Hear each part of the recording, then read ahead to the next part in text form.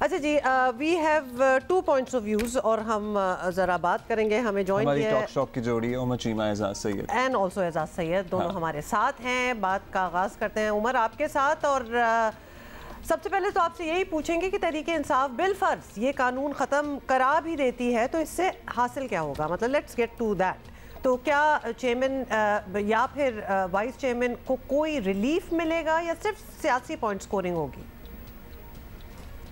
देखिए, ये डिपेंड करता है कि जो उन पर केस दर्ज हुआ है वो क्या नए लॉ के तहत हुआ है या पुराने लॉ के तहत हुआ है। और जहाँ तक मेरी इन्फॉर्मेशन है वो ये है कि जब इन पर FIR दर्ज हुई थी साइफर केस में, तो उस टाइम तक ये जो ऑफिशियल सीक्रेट एक्ट है इसमें तरमीम नहीं आई थी। और दूसरा ये है कि जो क्रिमिनल लॉ होता है इनके वो उस टाइम वो अप्लाई हो रहा होता है कि जिस टाइम पर कोई क्राइम कमिट हुआ होता है।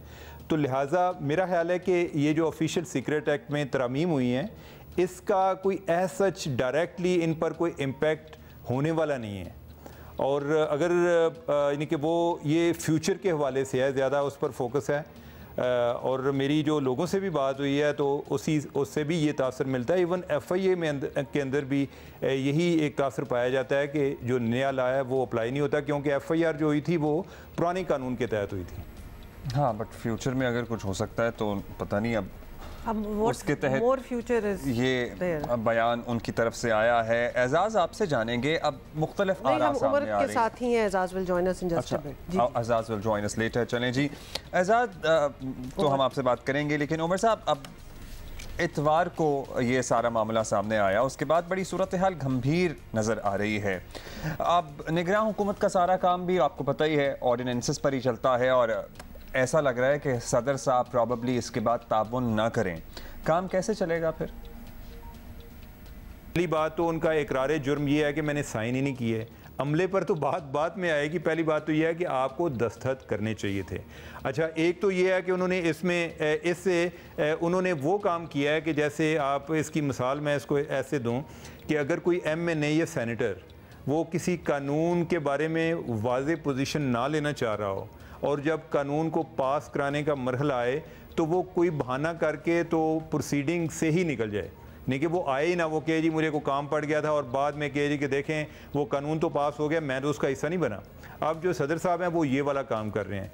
दूसरी तरफ उन्हें इस बात का भी पूरा यकीन है कि मैंने जो टाइम अपना गुजार दिया है 10 दिन के अंदर अंदर मुझे ये वापस करना चाहिए था। जिस तरह कोई इतराज़ की सूरत में उसी तरह इतराज़ लगा के जैसे मैंने बाकी बिल जो हैं जिन पर इतराज़ था वो वापस किए थे, तो मैंने वो सारा प्रोसीजर फॉलो नहीं किया, तो इसलिए ये जो है ये कानून बन गया। और उसमें वो माजरत किससे कर रहे हैं? वो माजरत कर रहे हैं अपने PTI के लोगों से जी कि अब आपको सज़ा भुगतनी पड़ेगी। तो लिहाजा इसमें भी उनकी कोई क्लैरिटी नज़र नहीं आ रही, वो कोई ऐसा कोई बगावत के मूड में नज़र नहीं आ रहे, बल्कि मुझे वो लग रहा है कि जैसे वो एक तावन फ्राहम कर रहे हैं, वो एक तरह से सहूलतकार बने हुए हैं कि यानी कि उन्होंने बिल पास भी करा दिया, साथ जो है अपनी मासूमियत का भी दावा किया।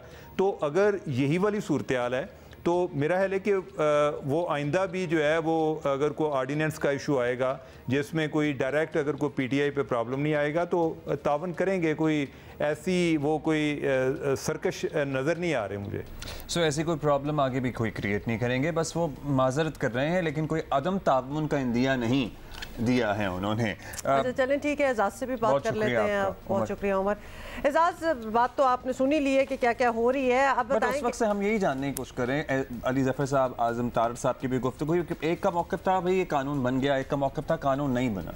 हाँ, तो एजाज से ही पूछेंगे तो फिर पूछ लिया। एजाज बता दें, यही बड़ा अच्छा सवाल हमने रख दिया है कि कानूनी हैसियत क्या है इस वक्त इसकी।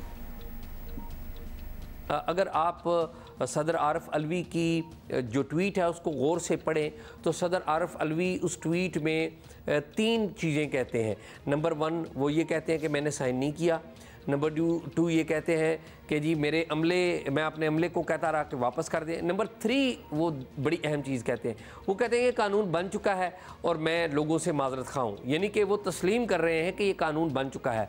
तो अब मेरे ख्याल में अगर सदर खुद ये कहते हैं कि ये कानून बन चुका है और कोई वाज़िया पोजीशन नहीं लेते तो मेरे ख्याल में इस बात पे कोई दूसरी राय नहीं है कि ये कानून नहीं बन चुका, ये कानून अब बन चुका है। हमें अच्छा लगे या बुरा लगे, मैं ज़ाती तौर पर समझता हूँ कि सदर साहब अगर एक वाज़ेह पोजीशन लेते और कहते कि मैंने दस्तखत नहीं किए, मैं इसका मुखालिफ था, मैंने इसे वापस भेजा था, मेरे अमले ने गलत काम किया, FIA इसके ऊपर इंक्वायरी करे या कोई और इदारा इंक्वायरी करे, तो फिर तो एक अलग पोजीशन थी। तो उन्होंने ये तो कह दिया कि मैंने दस्तखत नहीं किए, ये भी कह दिया कि मेरे अमले ने धोखा किया, लेकिन साथ ये भी कह दिया कि ये कानून का हिस्सा बन चुका है। तो मेरे ख्याल में एक वाज़ेह पोजीशन लेते तो शायद सिचुएशन कोई डिफरेंट होती। मतलब ये एक बिल्कुल मौक़िफ़ हो सकता था, सदर साहब ये कहते कि भाई मैंने एतराज़ लगाकर वापस भेज दिया था और मेरे अमले ने आगे अरसाल नहीं किया, और जब तक पार्लियामेंट का जॉइंट सेशन नहीं होता ये कानून नहीं है। अगर तो वो क्लियर कट ये स्टांस ले लेते तो फिर सर्टनली उनका मौक़िफ़ वाज़ेह हो जाता, लेकिन अभी वो कह रहे हैं कि I am sorry but this is done. हाँ बिल्कुल, he should have maybe you're right explained a little better. मतलब वो बिल्कुल लग रहा था ट्वीट में, बिल्कुल ऐसी फीलिंग सी आ रही थी कि मैं अपने आप को इसमें से अलहदा कर रहा हूँ टाइप। अच्छा जी, एजाज़ हमारे साथ है, तो एक और सवाल भी है, बता दें हमें प्लीज़, क्योंकि लगा था कि जैसे नहीं है। अच्छा हैं एजाज़, अब बड़ी इंपॉर्टेंट ये बात है, क्योंकि ये हम सवाल ही करते रह जाते हैं कि ये एक्सपेक्ट क्यों नहीं कोई कर रहा था कि इस किस्म की कोई चीज़ हो सकती है, क्योंकि इस मामले में मुस्लिम लीग नून और पीपल्स पार्टी के जो लोग आज सदर साहब के इस्तीफ़े का मुतालबा कर रहे हैं और इसे ही मसाइल का हल समझते हैं, वो लोग अपने दौरे हुकूमत में कभी सदर साहब को हटाने की तरफ जाते नज़र नहीं आए। तो क्या उनको अंदाज़ा नहीं था कि ये कभी ना कभी तो इस किस्म की इशू जो है वो आ सकता है?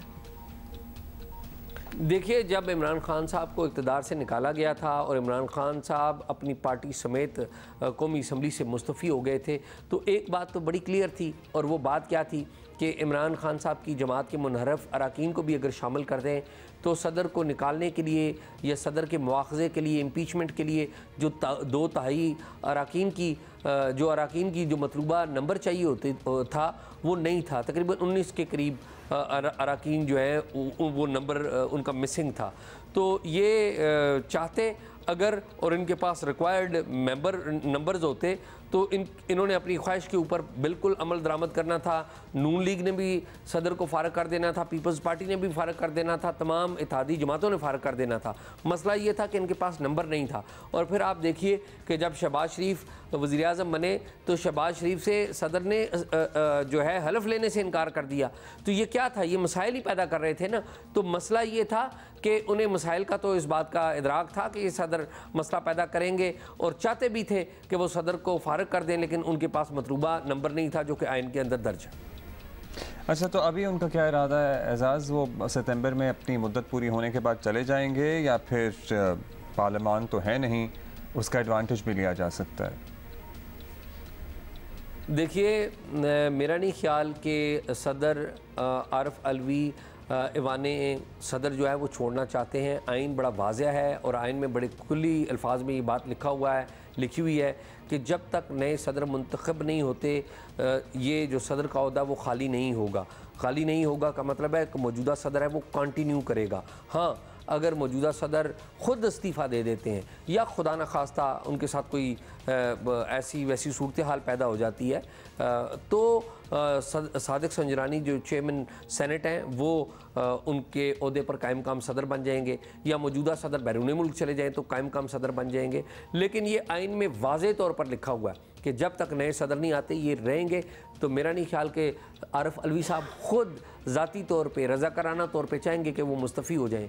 हाँ, अलबत्ता वो इस्तीफ़ा दे देते हैं तो फिर ये डिफरेंट सूरत हाल होगी। और आपको पता है कि आम तौर पर ऐसे ओहदों से इस्तीफ़ा दिया नहीं जाता, दबाव भी मुख्तलिफ तरह से डाला जाता है, मुख्तलिफ हलकों से डाला जाता है और हरबे भी इस्तेमाल किए जाते हैं। तो मेरा ये ख्याल है कि सदर ज़ाती तौर पर तो इस्तीफ़ा नहीं देंगे।